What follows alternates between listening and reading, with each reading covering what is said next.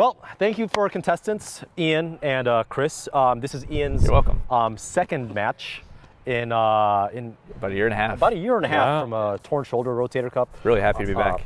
Happy to be back, and you know, some things didn't go your way, but also Chris you've been training your butt off. I've seen some of your score lines for some of these mixed doubles matches, singles matches, and 4.5 and 9.0 NTRP respectively, and you've just been killing it, and it's showing on the court. But I'll talk to Ian first. You know how Chris has played. You've commentated several times. He's been on my YouTube channel and Real Tennis and Essential Tennis quite a bit. What strategies did you have coming in? Because it's very contrasting styles, right? Yeah.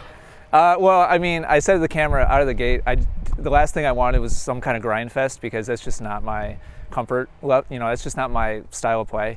And I tried to rally with him the first couple of games, and it was just so incredibly obvious to everybody, I'm sure, that was just not working out. I feel like a total fish out of water right now, at least outside. The air, the bounce, the spin off the court. And so I'm glad I found something else that worked a little bit. Otherwise, this would have been over in like 25 minutes. So yeah, I just took a hard left turn. When it was obvious, I had just no feel or comfort from the ground. I was like, well, all right, it's just going to be all net rushing. To Chris, I think personally, not just being outside, but you guys probably can't tell unless you guys are, from the Wisconsin Brookfield area near Milwaukee. But these courts at Elite Sports Club, these ones are very, very slow because they're fairly new. I personally like this surface. I'm sure you're grinning when you found out that this bounce is pretty slow, but did you have any strategies specifically in mind other than just passing Ian like a god today that you guys just happened to do? I was hoping for a grind fest. Obviously, yeah. I did get a set. I got a set of that. Yeah. So for a while, I was just chipping your serve back, and I was just going to do that. You didn't really have to do much of anything until you came to the net. So yeah, I mean, my main strategy was to keep you off the net. And once you started coming to the net, I did a poor job for a good portion of that set. That second set, you were getting to the net, and you were kind of having your way with the volleys. Your overheads are really strong. I didn't realize how tight my window was to lob. You would back up to the service line and just put away just a big angle. So in the end, yeah, I just had to find a way to get a few points and try to get a break in the second, because that strategy was really effective. Well, what matchup do you think in terms of like stroke to stroke and position worked best for you? So this was, I had to kind of tell myself mentally to stop going cross court with my forehand.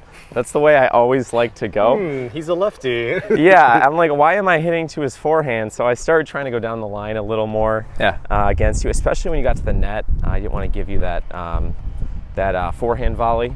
I noticed that was a little stronger. But just trying to keep you deep in the court, and sometimes I would get miss hits off those balls that would bounce right by your feet. You found that space really well. Yeah, that's traditionally what happens with my game. That's why a little bit of wind throws me. Gotcha. Yeah, you placed the ball really, really nicely in that like front third of the court. Once you started, obviously seeing what the pattern was, you did a really nice job keeping it down your first ball. Well, that's something that we were commenting on, that you were struggling with the half volley. I was, That you were really I was leaving them short, and yeah, that was a big liability. Was it just apparent from your recent matches like you played yesterday, or is it just Chris's specific ball and placement that you're having trouble with the half volley to close in? No, it's not just Chris. I don't know. I feel like I think it kind of connects a little bit with my baseline struggle. I feel like I just don't have my range down and like my rhythm and tempo on the court. It's like, it doesn't feel bad. It's just not great. And it just wasn't competitive against his passing shots.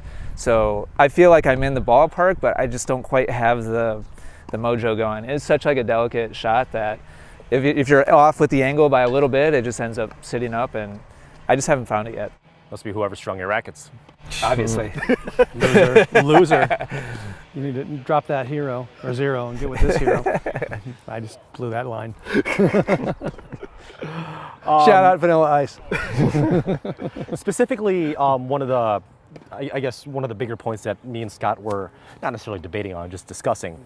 Were you purposely volleying short when you could on certain situations?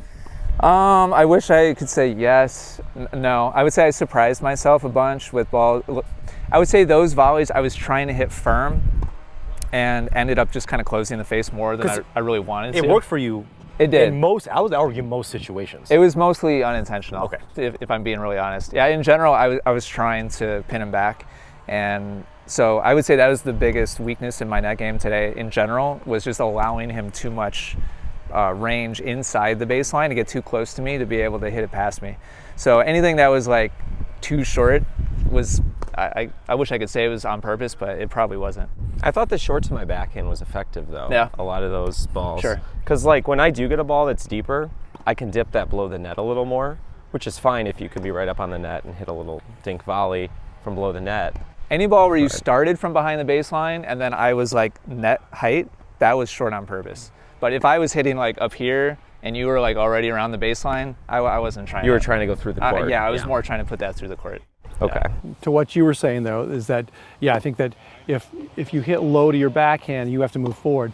It takes the lob out of the picture and you can just really close off. And it forces you to either hit a great shot or even to have a sitter, a volley to put away.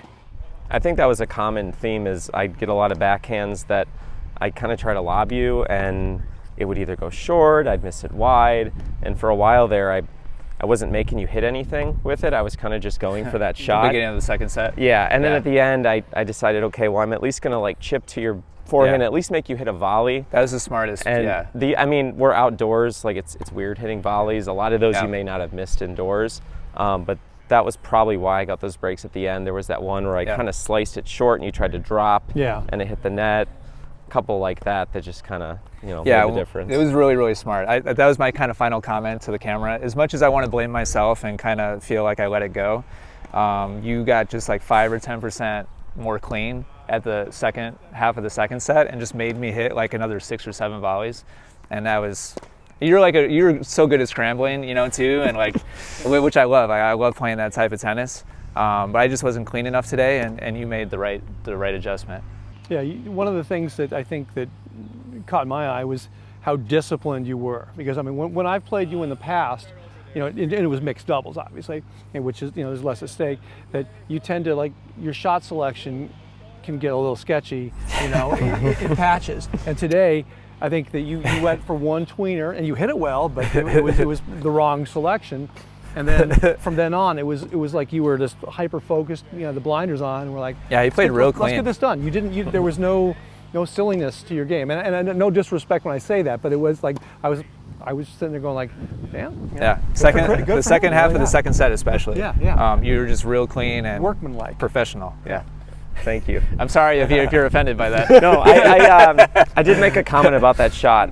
The same shot I hit against you, I just hit like the same shot like 3 times the other night, and the reason I did it is because I wanted to wait to see where you would move. Yeah, it worked perfectly. And the second you went that way, I had just tried cross with it. Yeah. I waited, you moved, I'm like, okay, and then we'll.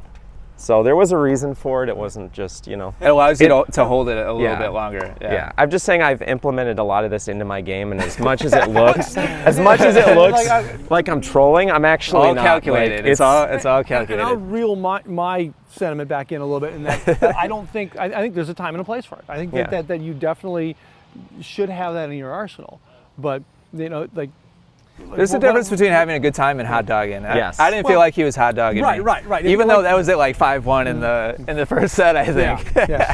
There were a couple of real quiet oohs from the gazebo. Hey, shout out to your tweener attempt. Yeah. I didn't know you could hit that. Oh, I'm embarrassed by the attempt because it checked up on me and it just like sat there. You know what that feels like. You're just like, well, I got like nothing to do well, right it was now. bouncing. You mentioned it bounced weird on you. It just sat, Just sat I up. thought I was going to have some more runway, and it just like stopped. Yeah. Well, the wind really slowed it down. But no, I can hit it. Yeah, that was not a good representation. Can we make that a YouTube short? If you want to do a tweener video sometime, just let me know. All right, sweet. Guest appearance. Oh my God. Here's how to embarrass and shame your opponents. Caption the most important shot in tennis that you're not using. I think we could probably like make a short of like everybody tries to hit a tweener. That'd be fun. Every easy character. Yeah. Lose immediately. I think probably everybody could execute it. Some with a little more panache. In the ballpark. Yeah. But my legs are too short. Everyone over 5'8". So in the inevitable rematch, what's the change? Oh, geez. I drill ground strokes for 1,000 hours ahead of time. That's number one. And then I just need a lot of reps. Yeah. It's my second singles match in a year and a half. So as much as I want to be hard on myself and be upset, I got to be really realistic about like sure. it just hasn't been a lot of reps. If I was like 10 or 20% cleaner on my net game, it might have been a totally different outcome after the first set. So Well, and you're playing a guy who's got just reps galore. I mean, he's battle tested to this juncture. He's been playing all winter, right? and it shows. Like when he had to be clean, like he cleaned it up, and I wasn't able to do that today. So that counts for so much in amateur tennis. So we have a little bit of a challenge here. What do you think in the very near future, Chris, playing Scott in a singles match? Oh yeah! Nice. That would be Outside? fun. I don't think Scott and I have ever played each other. No? Not Oh, singles. all right, Singles. all right. We played doubles against I'd love each to other. watch I that. feel like Scott has a number of years, just a few years of experience on me. So I feel like I have t-shirts over it, okay? I feel like Literally. he's seen my game a little bit. He's commentated on my matches before. I feel like he just knows how to beat me. I think our styles, where these two styles match up well for you, I think our styles probably wouldn't be as good, but I will say that you bring. You guys a are lot really to slow playing the matchup here.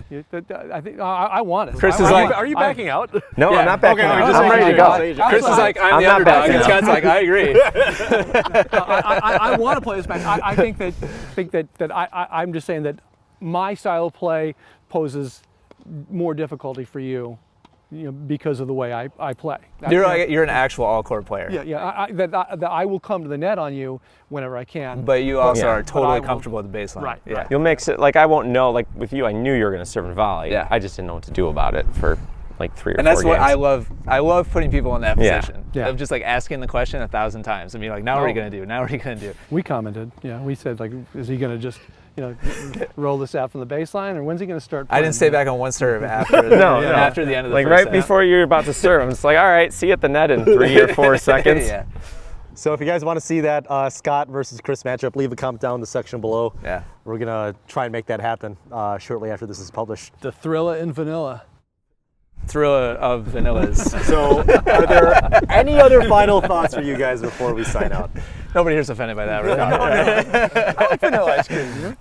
Maybe Mark, because he has to stand next to us. Well, we couldn't say Manila. Well, he's from Manila. Huh? yeah. Oh, wow, I forgot about that. Yeah. Sorry, what were you saying? Are there any final thoughts? Any last minute funny things? Any insights you guys want to do before we sign off? Just thank you to channel members. Thank you to ADDICT and to Go Sport.